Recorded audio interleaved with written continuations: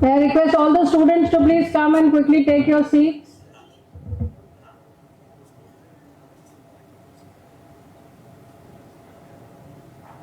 चेम्बल जी, आपके कोई प्रेस मित्र वगैरह बाहर तो नहीं है, तो उनको प्लीज अंदर बुला लीजिए.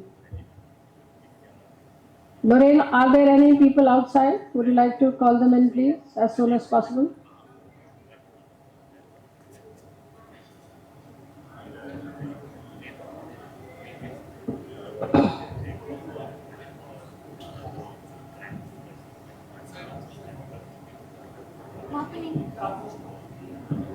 Thank you very much.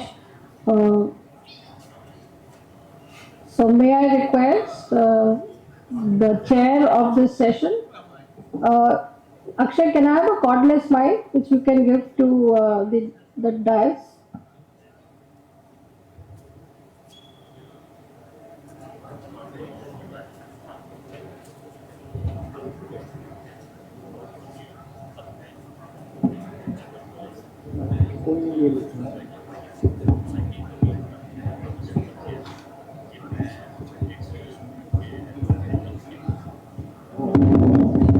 Negi sir?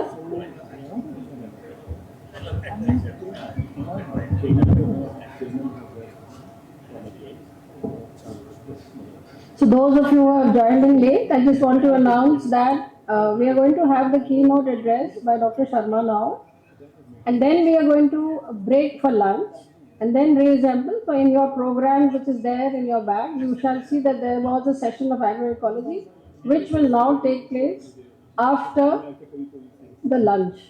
So we'll still cover up the time because the fireside discussion which was there later, that has been merged into the session after lunch.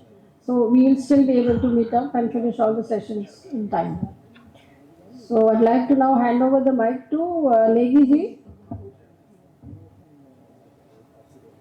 मैं आपको mic hand over कर रही हूँ. Mic is in front of you. You can please start, sir.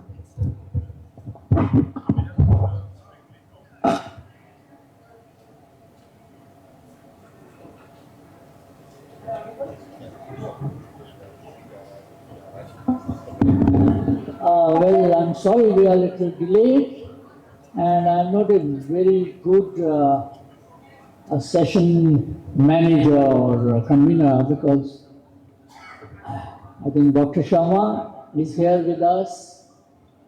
About his introduction, we had shared earlier, he is member of Supreme Court Committee on Farmers Reforms. Am I right, sir?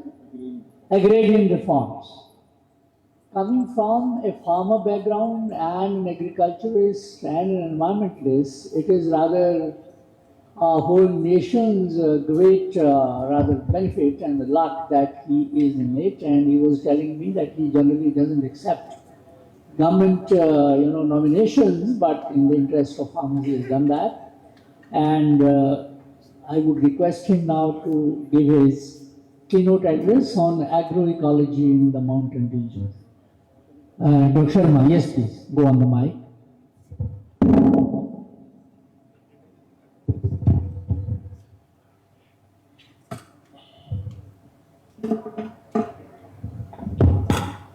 Thank you, Mr. Negi, and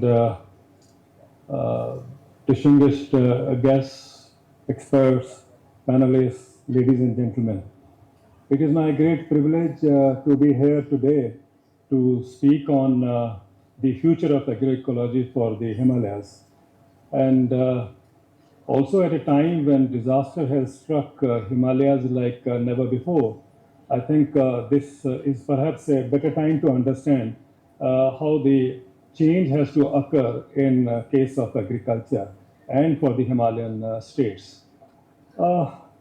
Morning session was very illuminating, and I thought lots of good ideas cropped up.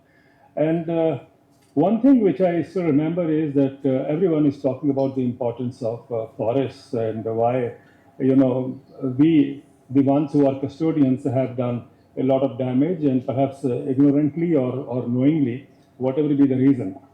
Now, interestingly, if you were to look into what is happening as far as economics and ecology is concerned,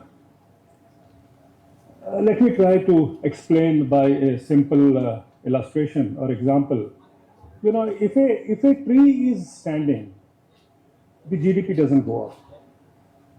If you cut down the tree, the GDP goes up.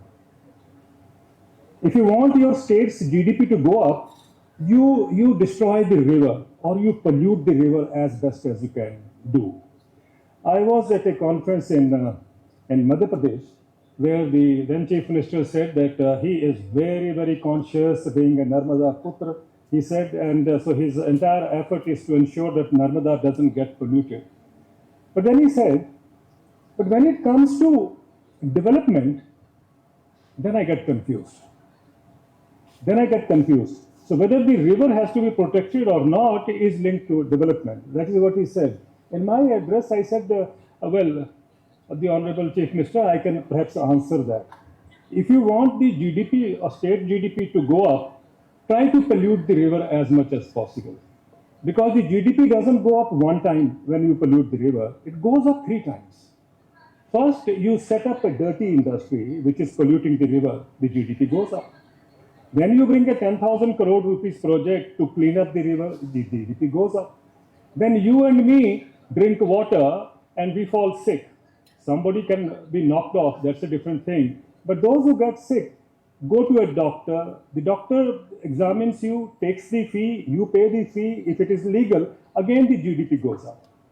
Now, if you see the other way of higher GDP is the accumulation of cars on the highways. You know, if you buy a car, it is 2 lakh or 20 crore or 5 crore or whatever it is, the GDP goes up. When you drive the car, you are consuming the petrol and so on, the GDP again goes up. And in fact, there have been, a lot of voices as far as economics is concerned. Some economists are saying that if you want your GDP to go up, वो जो red light का time होता है उसको बढ़ा दीजिए. Means the red light, if you increase that time, the cars will keep on running. Most people have that habit, so the GDP goes up. So what a classical way of raising your GDP, and we all swear in the name of GDP. And when you get polluted from the motor exhaust, you fall sick. Again, you go to a doctor. Doctor takes the fee. You pay the fee. The GDP goes up. So if you are adding more cars to the streets, you are actually ensuring that the GDP goes up not only once or twice; it goes up 3 times. Now, this I think should set up a kind of a preamble for us to understand how this entire GDP and the growth economics that we talk about, and then we talk about how to have a balance with the economy. I think it becomes very clear and very obvious. The problem globally is that we are having 2 kinds of exercises happening. One is the IPCC, the Intergovernmental Panel on Climate Change. So now they're going to have the 30th meeting. And in the 30th meeting, all these years that they were having different meetings, they struggled to tell us or to educate us that you should reduce or ensure that the temperature doesn't rise beyond 1.5 degree. Now they have realized that 1.5 degree is past, so they are now going to the figure of 2.5 degrees. And I hope by the time we have another couple of rounds of IPCC, we will go up to 3 degree by the end of this century. So everything that they want to tell us or they want to warn us, they want to at least make us understand how difficult it is for the world if you go on increasing your temperature, is actually, if you see in the reality, is undone by the G20 and G7. When the leadership of G20 meets, it is asking for GDP to go up. It is wanting to put all efforts to see GDP goes up. Once the GDP goes up, we must know that more the exhaust, more the pollution from the factories, higher is the GDP. So it is your choice. If you want a tree to stand or you want to have a higher GDP is your ability or your desire. But at the same time, for the political class and for the bureaucratic class, it doesn't hit them the way it should hit all of us, that, we need to have a tree rather than having a GDP. If you were to have a still impressive response or record of a GDP, I think the best way is to cut down all the trees in India. If you cut down all the trees in India, the GDP goes up to 25 to 27%. Now it is your choice. Do you want trees or you want the GDP to go up to 24 or 27%? Now, unless you decide at that particular level of economic understanding, and then of course you reframe whatever development policies you are undertaking, I don't think we can ever control the temperature rise that we talk about. It is very clear it will never happen, but we'll go on pumping money, we will go on seeing everybody, the negotiators meet every second year in one place across the globe or not. But eventually we see whatever they have done so far hasn't really been impactful.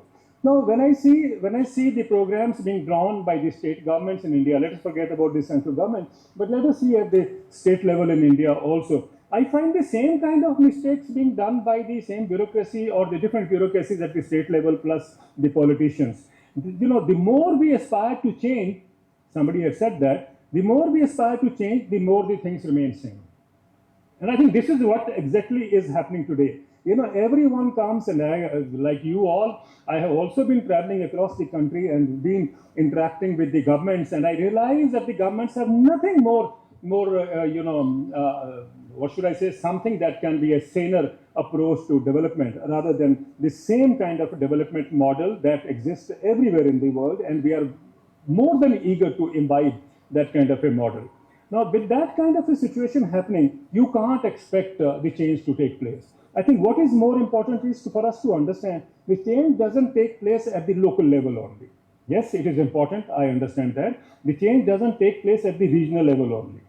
It too is very important, and I understand. But unless you are able to integrate, that is what it says, integrate the mountain initiative, unless you are able to integrate what happens at the G7 and what happens at the level of a state government, you will never be able to walk through a kind of a disaster that we are witnessing today. So I think it is quite obvious that we have to really strengthen our understanding about development and disaster. They are also interlinked. We can go on saying it was the climate change this time which was responsible for flash floods and so on, but eventually I see no reason why there should have been floods of the kind of magnitude that we have seen if it was simply not mismanagement. Mismanagement could be at various levels, and I think the time has come when a person like me, if you look at the Punjab floods, 4 lakh acres is submerged or was submerged. And then we look at the capacity of the dams in that region. And then we realize that there is a integration or there is a relation between how the dams mismanage the supply concept and how the floods went on from a bad to worse situation. So that I think is clearly something that we cannot escape, we cannot hide, or we cannot say that this is not the answer if you are trying to go or approach or follow the climate change negotiations and the climate change predictions that we are all witnessing and seeing. I think the more important part is to how to integrate that with the kind of reality situation that we all understand or we know where it is coming from. I was recently in Bhutan addressing the SAARC regional conference on agroecology. There the minister asked me a very good question. He says, when you talk of cow breeds, please tell me what can I do? The traditional breeds or the desi breeds as we call it, their milk production is very less. So I have no escape but to import or to bring Jersey and Holstein Friesian from the Western countries or from even India. So I laughed at him and I said, sir, with all my apologies, that is what I used to think, that the Indian cows are also very unproductive. वो तो दूध ही नहीं देती है, 1.5 kilo, 2 kilo, that is, or 3 kilo, that's the kind of milk production. And in a stage or in a time when we are talking about productivity, to find that a cow doesn't give an adequate quantity of milk, you obviously would like to dispense with it and get a high yielding cow, right? Well, if that is true, I still remember when Varghese Kurian was in his White Revolution, I had once asked him a question. So why is it that your the program that you have crossbreeding program is based on crossbreeding with Jersey or Holstein Friesian and so on? Why not with some improved desi varieties? So I remember he telling me, Devinder, Indian cows don't give milk. उनका तो दूध ही बहुत कम होता है, तो if that is what I want by way of cross breeding to see that the milk productivity goes up. Some years back, I was invited to come and look at a milk competition in Brazil. This milk competition, like every milk competition, had about 80 cows participating. The number can be more. And the milk competition is for 3 days. In 3 days, you are recording the milk productivity and so on, and then eventually you add on to it and give us an average. You'll be surprised that the award for the best milk production went to Gir from Gujarat. Gir is one of our traditional varieties, traditional breeds. And Gir won the first prize. At that time that I was there, Gir cow would give a yield of 48 liters per day. Do you know of any cow in India which gives even 20 liters a day? But anyway, it gave a yield of 48 liters per day. And when the gentleman came to receive the award from me, it was a big trophy. And when I was to present that award to him, he asked me a question. He said, "Sir, I understand this cow comes from India." I said, "Yes, you are right." He says, "Please tell me, have I matched your standards or do I need to do more?" Now, how do I tell him? I was so embarrassed to hear that question. In India, we would have borrowed the idea or borrowed the technology or borrowed the approach from Brazil, rather than me telling him that you still have to do better. So that was the situation. The second cow, the cow that stood second in that milk competition, was Kankraj from the same region. And it gave a yield of 46 liters. Jersey was the third in that list, in that ranking. Jersey gave a yield of 42 liters per day. Now it tells me very clearly that we have only despised our traditional breeds and so on, desi breeds and so on. We have never looked into how and why we cannot increase the productivity of the desi cows. And we all know today the NBPGR, the National Bureau for Animal Genetic Resources, the NBAGR, has identified some 50 plus cattle breeds of India, each very location specific. Himachal would have one breed which is important there, similarly, or originating from there, and so on and so forth. So 50 plus breeds, I think, gives us a lot of, the resource base or a lot of genetic wealth that we need to improve on or work upon.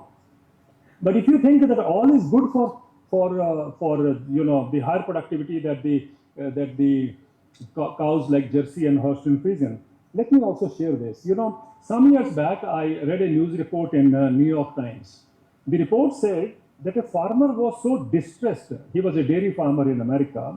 He had a sophisticated dairy farm, like all dairy farmers in India would like to or aspire to have, improved technology and improved cattle breed and so on and so forth.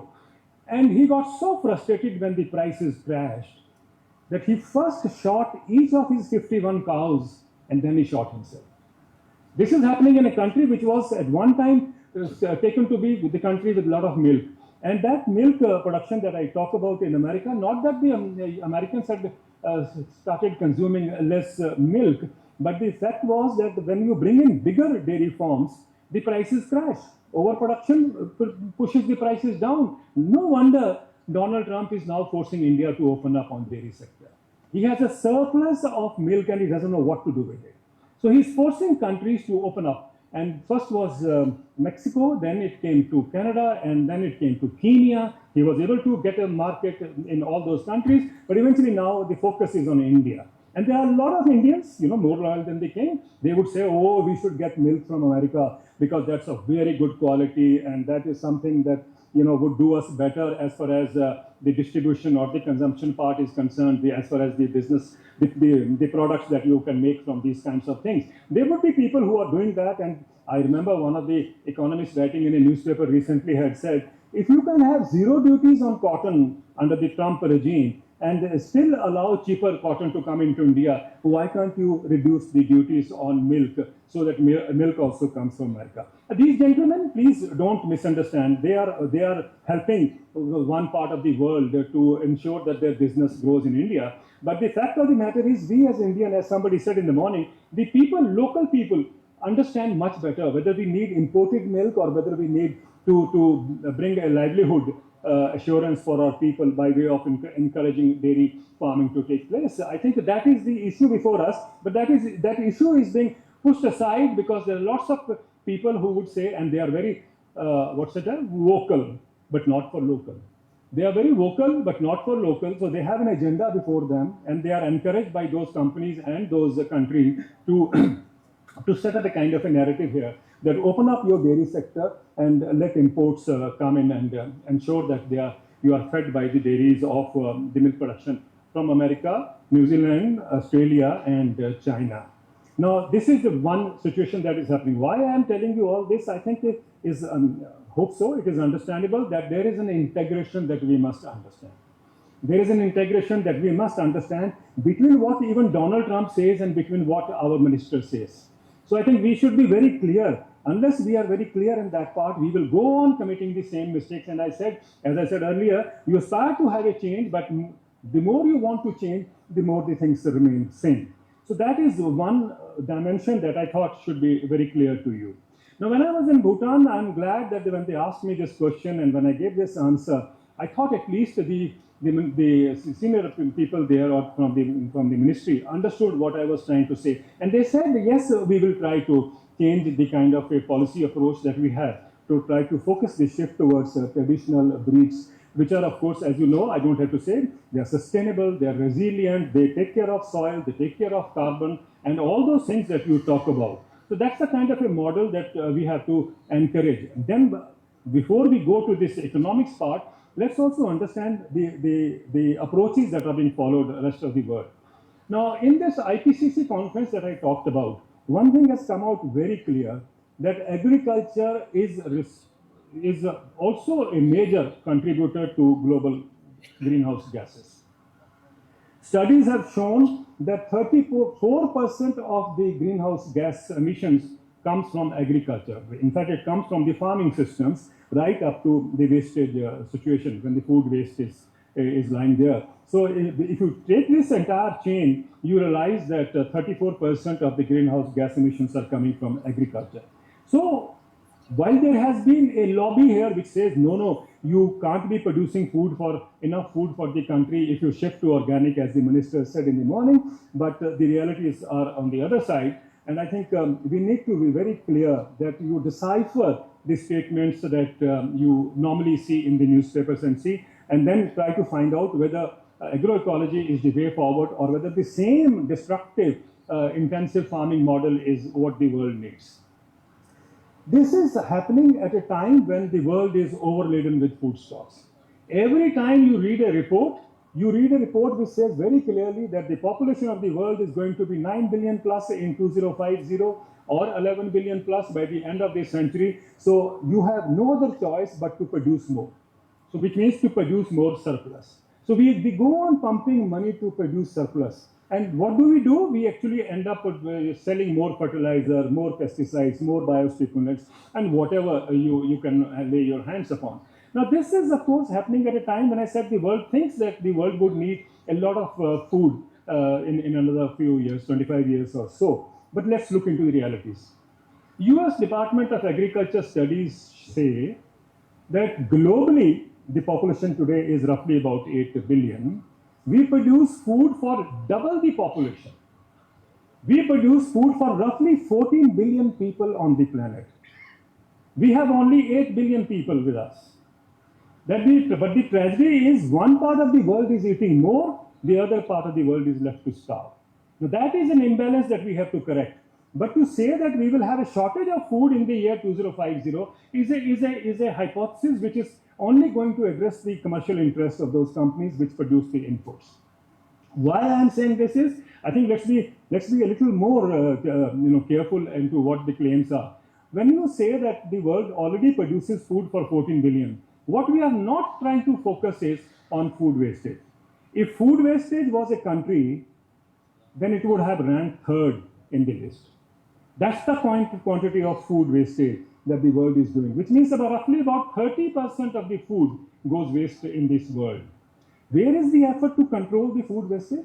When I look at the productivity part, that you want to increase productivity, but nobody is keen to increase or see that the food wastage is reduced. In fact, a letter written by Nobel laureates, and please don't think they are an avatar of God.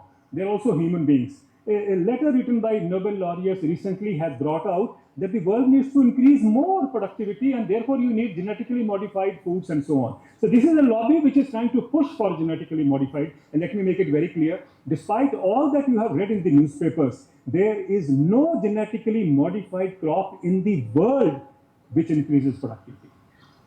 You have been misled to believe that GM increases productivity. It hasn't happened. And we have challenged this to the scientists a number of times. But then, you know, there is this media, and I don't know whether you call it Godi media or whatever it is. So they are so ignorant that you give them this, in a five-star hotel, you hold a press conference, talk about the wonders of GM food and the productivity raise, and they will all be, you know, be eating in your hands. That is the kind of thing which I find not many people are able to withstand or stand up and question those kinds of claims. So that's another lobby. But then it doesn't stop here. Now a word called gene editing has also come.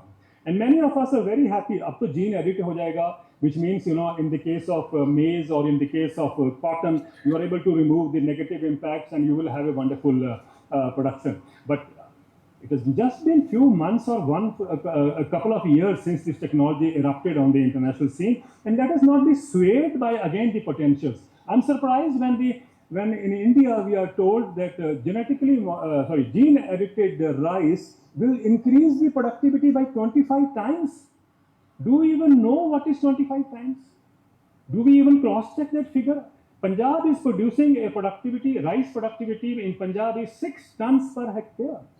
Do you think Punjab would be able to produce, let's say, 8 tons per hectare in the years to come? It's already at a peak. It is already at a saturation level. And unless you pump in more of inputs, you cannot have that kind of a production level being achieved. But then we consume that figure. We are very happy, and we don't even question कि genetically modified है कि नहीं है, gene edited है कि नहीं है.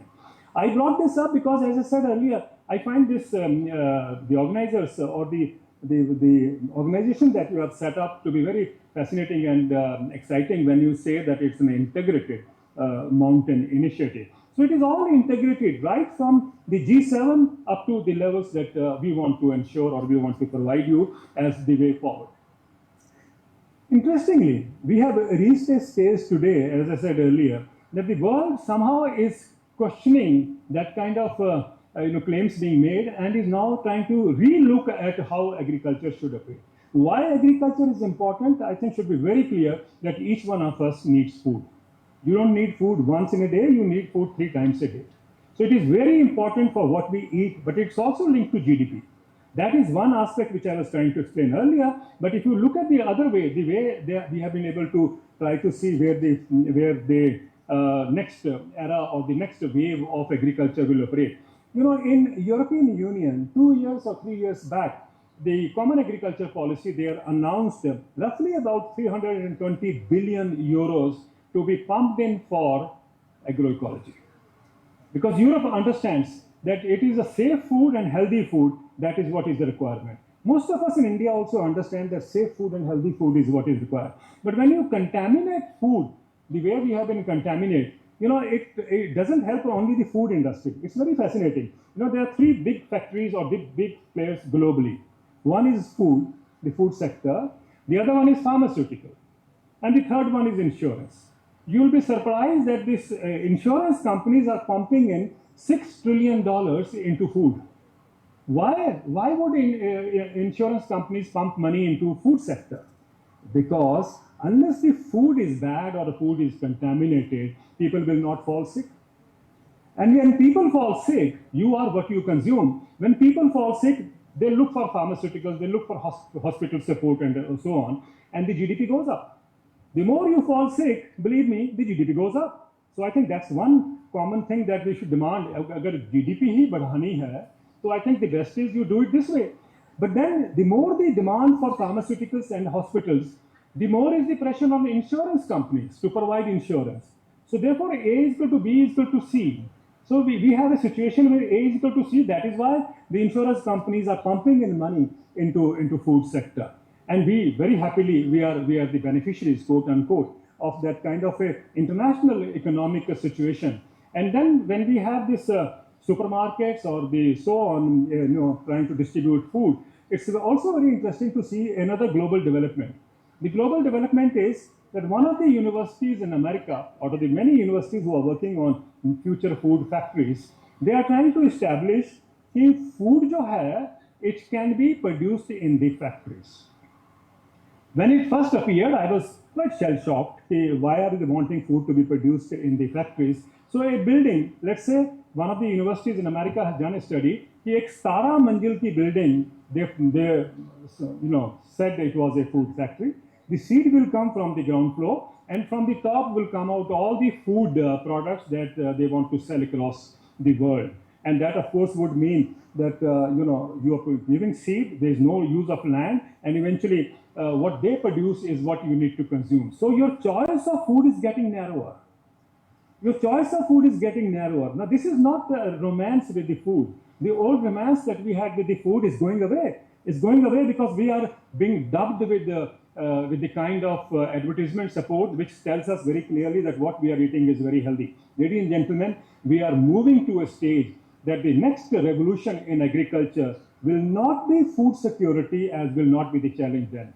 We are moving to a stage, and the world is already talking about it, except for India, which is busy with Hindu-Muslim. But if you look at the global policies, they are talking about next revolution will be protein revolution.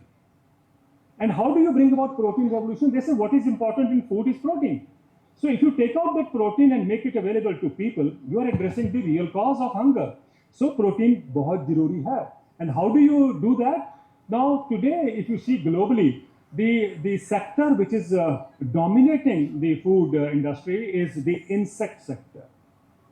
Insect is now becoming $1 million industry, where in a small hall, this hall may be 10 times bigger than what they need, they will be producing millions of insects in one hall. And what they do is then they take out the protein out of it. They take out the protein out of it, turn it into a food product that should be very pliable for you all. And I'm sure one day, if you happen to buy that food, before you happen to buy that food, you'll be lured by a cricketer or by a film actor telling us how wonderful this food is, and then you all start consuming that food. And if you think that this is still a situation which is far away, you'll be surprised that in a country like Holland, which is of course the second biggest agriculture exporter in the world, in a country like Holland, which has only 11,000 farms, it has only 11,000 farms, and still the country has forced 3 farmers to get out of agriculture. And it is also ensured that these farmers are not able to buy land anywhere in Europe and start farming again. So they are ensuring that these farmers who have been pushed out will not be able to farm anymore. But you think if the government is foolish? Do you think that the government of Holland is foolish, that they know they have the second position as far as agriculture exports are concerned? Why are they taking this position which can be detrimental to their interests? But no, they know what is good for them. They also understand the future. The future lies in insect cultivation. So they know that if you see Europe, there are a number of factories which produce insects and which will be bringing the raw material for the next protein security, which is the insects and the proteins. And if you think this is still far away, it is an imaginary position, let me tell you, Finland is the first country which last year inaugurated its first food factory. This first food factory is providing 500 million meals a year, and that's not the population of Finland. So they know the markets is already there.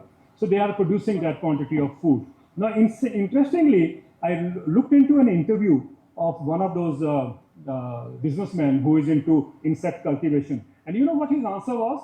He said, we are not actually into the business of food. We are actually in the business of creating more land. His argument was, when we do insect farming, when we produce that food which has to be sold, through the supermarkets, his point is that we don't consume land. We don't disturb or destroy the biodiversity. So we are only helping the planet. That's what are the companies now claiming. And if you still think that Finland is the only country to have set up a food factory, you'll be surprised there are 270 more food factories that are coming up. And most of them are in Asia. And so better be ready now. It is sooner or later you will have more food on your table, but food not produced by farmers, And that is something that we are moving to. But at the same time, there was a ray of hope, good ray of hope that, light that was coming in from the European push for agroecology. And although the companies are not allowing that to happen, there will be a lot of resistance to it because who wants the business to go away? But interestingly, I find that despite this push and the pressure, this is going on and increasing. In fact, Holland is another country, very interestingly. You know that octopussy is a small sea creature, which doesn't bother anybody. Octopussy, aap jante hain. I'm not talking of the James Bond octopussy. But octopussy, they are doing farming now. And they are trying to take out protein from octopussy, which will go into your food. So this is where the world is heading towards. And we are still struggling with Hindu-Muslim. But that's something for us to worry about later. But all I'm trying to tell you is let's open up our eyes, let's open up our vistas to see where the world is heading. And that is why I think it is important for the Himalayan states or Himalayan region to shift the cropping pattern or the cropping system to agroecology. I think it's something that you need to understand very, very effectively. Don't be swayed by this jargons of efficiency, competitiveness, and so on, which economists have been throwing at us, and you have been addressing, buying it. Let's look into competitiveness. Tell me one industry in the world which has reduced its prices and still been in business. In 1865, when the American Civil War ended, America's wheat price at that particular time was 7 times higher than what it is today. And the economists say, it's a competitiveness बढ़ गई है. Remarkable. Means you reduce the price, you can go into your losses, and then the economists will give you your competitiveness has gone up. It's similar like saying you produce cotton in India, and then it is uncompetitive. So when you bring cotton from America, it becomes competitive. So you are being made to learn what is competitiveness. Now let's look into cotton. Sorry, I debated a little bit to give you another example of cotton. In America, there are 8,000 cotton growers. In India, there are 98 lakh cotton growers. 8,000 versus 98 lakh. In America, the average land holding size of a cotton grower is 600 hectares. In India, the average land holding size of a cotton farmer is 1 acre, 2 acre, 2.5 acres, and so on. In America, despite the high productivity they talk about, in America, cotton farmers get a subsidy of more than $1 lakh a year. And that reduces the prices. In India, the cotton farmers get a subsidy of $27 per year. How can you compare these two countries? But our economists will do it very happily, saying that the competitive ho gaya now because we are importing cheaper cotton from America, so it has become competitive. I think we need to understand the terminologies they throw up by saying ye competitiveness बढ़ गया, effectiveness बढ़ गया, and so on and so forth. I think if I were the head of a state, my interest would be to protect the livelihood security of 98 lakh cotton farmers. I'm sure you will all agree, and that's what the minister said, that unless it is linked to livelihood security, they are not interested. Here is a livelihood security, 98 lakh farmers. So we should be protecting their security then rather than worrying that Ambani ko or the other companies will not get that same yarn at a cheaper price and so on and so forth. Industries can take care of themselves. I think what we need is to protect our agriculture sector. But I think more importantly would be how you move, how you take a swing now to agroecology. As we all know that everywhere in the world we now understand that agroecology is not a low producer. We have been given to understand, and these are the kinds of impressions that we have to remove as we go along. And I'm sure in this two-day conference that we have here, perhaps there would be more focus on the effectiveness or the competitiveness of agroecology in the context of what happens to health, nutrition, and the environment. I think this is very important. Now, millets, we all give an example of millets. Millets, again, Bharat mein, we have rediscovered the nutrition ability of millets and so on. I all agree. There were swanky kind of advertisements thrown last year when it was the International Year of the Millets, and we all celebrated it. But tell me one thing, do we even know that the millets production actually is not going up? You are celebrating, you are very happy with ragi biscuits on your table and other things which you are very fascinated by. But what about the farmer? The farmer hasn't moved. The productivity, forget about that, but in the area under millets has not gone up in this country. But we never focus our attention to the productivity part. We focus our attention to the consumption part. And those are the people who are rich, who are talking about the nutrition security of kitni important ho gayi hai, and so on and so forth. Now, this was just to illustrate where the world is going wrong and why people are now understanding that the world should move to agroecology. If that has to happen, I think the beginning has to be with the agriculture universities. I have been a student of agriculture at Palampur University in Himachal Pradesh. I'm sure most of you have been studying agriculture in one part of the country or the other. I never understood when I was a student, why was the university, which was located at a height of elevation of 4,000 feet, follow the design or follow the cropping system that was set by Punjab Agriculture University in Ludhiana. PAU is one university which is meant for the plains. Why should the research agenda of a mountain university be also driven by the agenda that the Punjab Agriculture University has set? I have never understood why. If the universities had worked on this concept that you have to develop, as the minister said in the morning, develop varieties for the hilly regions, things would have been different in that case. And I think there should be one more factor added to it. It should not be varieties developed only for the hilly regions. It should also be developed varieties which are responsive to organic manure and compost and so on and so forth. We have varieties today, even in the organic programs I see in this country. Everywhere I go, they tell me, oh, this variety they are growing organically. Wonderful. But the fact of the matter is, this variety has been produced for intensive agriculture, which means it is responsive to chemical fertilizers, responsive to pesticides, and so on. But this is for the intensive kind of agriculture. In the mountains, we don't need that kind of intensive agriculture. Why doesn't the university shift to organic breeding and also ensuring that you breed for that kind of elevation? That is something which should have happened. It hasn't happened. Look into it. Most agriculture universities and horticulture universities in the mountain regions of the country, across the entire belt, you will see they are all following what the universities in the plains, whether it is Pantnagar University, whether it is Allahabad University, whether it's whatever, whichever university you come from. And I am sharing my experience that at least if I was at that time taught as to what should be the right kind of scientific approach for these mountains, things would have been much different today. The disaster that we see this year would have been relatively less if we had focused more on agroecological farming system, which is, as you know, environment friendly, ecological friendly, biodiversity friendly, and is resilient. Why didn't we do it? Because somebody among us must have lured these scientific brains that, if you have to increase productivity, you have no other way but to fall into the trap that the universities in the plains are laying out.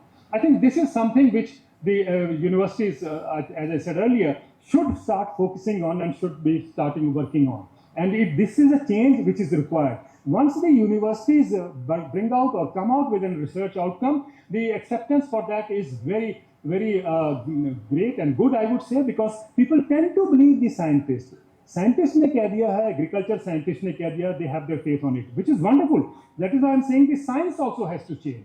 It has to change, keeping in mind what the requirement today is for the mountain regions. And mountain regions are not small, as was said in the morning session, that you still want to protect the support that the 16th Finance Commission or the 15th Finance Commission had given us of 10.5%, I think is required. But I think it requires to change, a switch over. I don't understand. When I was a student, I know the apple cultivation happening in the country at what elevation. Today, that apple cultivation has, gone higher. At least 1,000 to 1,500 feet is where the apple cultivation has gone. And that means the entire biodiversity or the kind of a concept has also improved. Now, when I see the varieties of, let's say, Madhumakhi and varieties of Jitni Titliyan and so on, they also have changed. They have changed their bioreserve from that height to the new height. And I think this should tell us that, when the world is changing, you can't be stuck where you were stuck earlier. It's time to change. It's time to bring about that change. So, ladies and gentlemen, it is not that simple that we think many varieties evolve kar diyan higher yield ke liye. No, I think we need to be sure that they are adaptable, they are local conditions, they meet the requirements, and so on and so forth. If universities take that stand and shift or make a shift that is required, I can assure you it will be much, much easier to ensure that Himalayas become the next repository of agroecological food.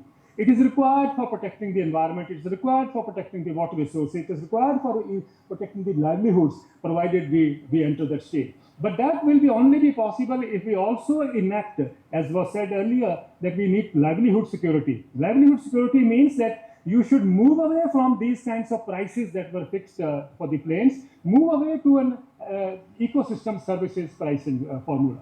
United Nations Environment Program has done immense work on ecosystem services, and they have a program called TEEB, the ecosystem services of economic species and so on. And that TEEB program tells us very clearly how to evaluate, how to work out the economics of, let's say, farming systems in agriculture or for other kind of things that we require. That ecosystem services is what a state like Uttarakhand needs to invest in. Not only Uttarakhand, it should be Himachal Pradesh, it should be the 11 states around the mountainous region. They should shift the focus, say thank you to the government of India for its GDP approach or GDSP approach, and try to come out with an environmental economics that is very important. Some people, Dr. Joshi, for instance, in Uttarakhand, Dehradun has been contesting very strongly for changing the accounting norms, and I think it is something that we all should support it. Don't think it is the job of 1% or 2% to talk about ecosystem services be the new formula for agriculture. I think it is each one of us responsibility, and that is what I always say. Please, please, please, don't tell me that, because the media is controlled by the bigger media or the mainline media is controlled by the corporates, so nobody is getting or is giving space to your kind of voice. Ladies and gentlemen, today the media is in your hand. The media is in your hand, but you don't operate it. You very well are happy, pushing forward the video clips and the songs and so on. But when did you share a clip of, let's say, this conference talking about agroecology? You will not do it. Then you will say, no, it is not my job. Somebody else has to do it. But for media, you blame that it is controlled by the corporate, so they are not doing it. जो चीज आपके हाथ के control में वो तो आप करते नहीं, वो तो आप करते नहीं है. And then if you were to pass these kinds of good messages or saner messages, believe me, the world will begin to change. And if you think, no, it doesn't change, let me tell you that try it once and you will see how big difference it makes. So it is not, don't leave it to Vinita only that she has to talk about organics and how it is relevant to your health and nutrition, or to Mr. Negi. I think it is a collective job of each one of us that should actually bring about that revolution. That revolution, each one of us can be a party to that revolution. And that is why I have said everywhere that the next food revolution will not be driven by farmers. It will be driven by consumers. If you go and ask for a organic food or ask for good organic milk, you will get that. But if you are keeping quiet and thinking, no, the shopkeeper will itself be concerned and so therefore he'll bring about organics, it will never happen. And ladies and gentlemen, that is your responsibility. When 10 years later we have a meeting of IMI somewhere in the country, and please tell me, please be sure at that time, if we are still eating the toxic food that we are being laden nowadays, it is your fault. It is your fault. क्योंकि आपने नहीं कहा, क्योंकि आप नहीं बोले. And let me have just 1 minute to illustrate, to end this presentation. I would say that बहुत साल पहले, maybe some of you have heard me speaking on this. बहुत साल पहले, when Nirma came up, Nirma, as you know, is a washing powder. Nirma, soap की बात करते हैं. It didn't have the money to sponsor cricket matches or T20 or whatever. And finding a market for a product like that is not so easy also. So in my course, when I was doing journalism, I learned from a professor that one of the best ways that Nirma broke through this entire system was, उन्होंने क्या किया कि every nukkad in any city would have idle people sitting there gossiping, playing cards and so on. So they would approach 4 or 5 boys, younger lads, and their only task was कि जितनी भी दुकानें हैं आसपास उसमें जाइए और पूछिए निर्मा है. So the shopkeeper said, Nirma, तुम विम ले लो, तुम ये सर्फ ले लो and so on. नहीं, they said we want Nirma only. He said Nirma तो कोई इतना अच्छा सोप नहीं है, अभी तो आया नहीं है. वो इतना बोल के वो the boy moves away. After 2 hours another boy comes and says कि मुझे Nirma चाहिए. The shopkeeper says Nirma तो है नहीं है. तो उसने कहा कि Nirma है नहीं है तो मुझे तो और कोई सोप चाहिए नहीं, मुझे तो Nirma ही चाहिए. चला गया. Like that 4 boys came during the day and asked for Nirma. The next day, the shopkeeper had his shop full of nirma. I think if each one of us starts asking for organic food, even if you know that this shop doesn't sell organic food, please go and say कि organic मुझे कहाँ से मिलेगा? अगर आप एक बार बोलेंगे, दो बार बोलेंगे, तीन बार बोलेंगे, the shopkeeper has no choice but to bring that organic food into the store. So, ladies and gentlemen, we have a collective responsibility. Don't tell us next time कि governments ने नहीं move किया, private companies ने नहीं move करने दिया. It is you whose failure is what is reflected at that time. So if you are not to move, if you are not to take a call this time कि आपको आगे organic या consumers को आपको healthy food चाहिए, so it is your fault. It is your fault and please be content कि आपके नहीं करके आपको ये खाना पड़ रहा है. So the choice is us, and especially if we are in the mountains, I think we need to take a lead to ensure that we try to set up a kind of a system, which means not only you produce healthy food, but we also give them a healthy price. This healthy price is very crucial if you really want to ensure the livelihood security for producing that kind of food. So I am very hopeful that in the next 2 days, we will have more discussions, more enlightenment, and perhaps, as you rightly said, the Dehradun Declaration would make a difference which the world needs to know. So, ladies and gentlemen, thank you very much. Namaskar. Jai Hind.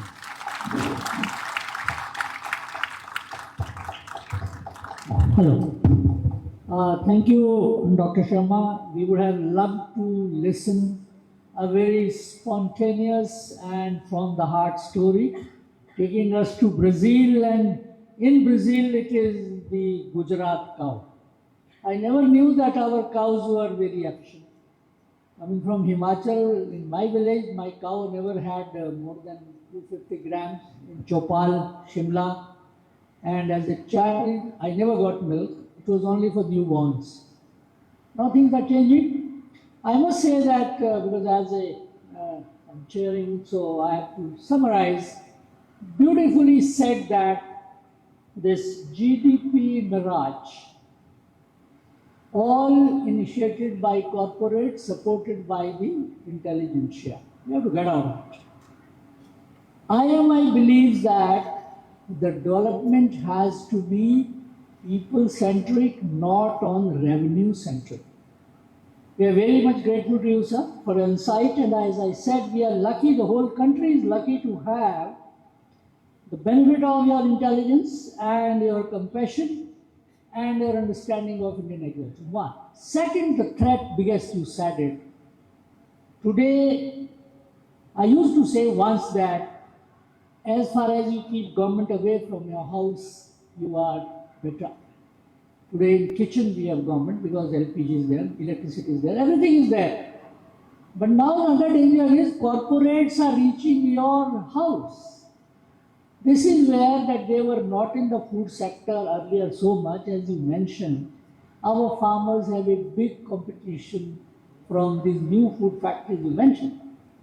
Other day I shared on Facebook one news, a very interesting video, that locusts are being released in thousands of tons by companies in Africa because those locusts at night become dormant because nights are very cold, and these companies are asking the African people to collect them and use them as a powder for health and protein for those muscular guys. This is WWF. And secondly, these locusts can be used as a feed for chicken and everything. You mentioned that. I was saying that what an interesting coincidence. Other day I shared on the Facebook. Thank you very much, sir. The challenge is, yes, our power is invisible, we never exercise. The power of customer, the power of all of us. Let us support our farmers. When we have a declaration, there are no declaration, I think all of us must have a pledge that we shall commit to organic food only. Thank you very much, sir. Vinitaji took a lot of time, but then thank you we have very much, benefited from sir. this. Thank you very much. Thank you, Dr. Sharma, for such an elaborate, comprehensive, out of the heart, beautiful keynote. I will just request Shri Negi ji to please hand over the small mark of our great love and affection for you, a small memento for IMI. Thank you very much, sir. Maybe please give Dr. Sharma a loud round of applause for the lovely keynote It was delivered. Thank you. Thank you very much, sir. So, all eagerly waiting. It's the break for lunch, and the lunch time has been reduced to as early as possible. So, I'm not going to give a time frame because we all have to eat, but we can quickly have lunch. We've decided that we have 2 lines, and we have lunch and we come back here for the next session in about 25 minutes, please, so that we can still keep up to the time that we have lost. Thank you very much.